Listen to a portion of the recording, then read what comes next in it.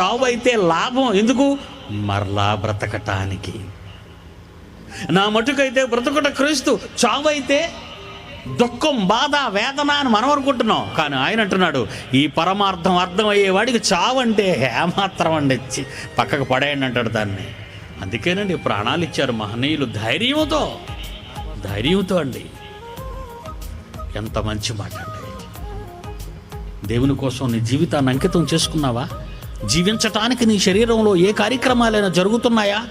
పడి చచ్చిపోయిన మొలక మహావృక్షంగా మారిపోతుందన్న సంగతి విన్నావు. నీ కళ్ళ ముందు జరిగిన వాస్తవాన్ని.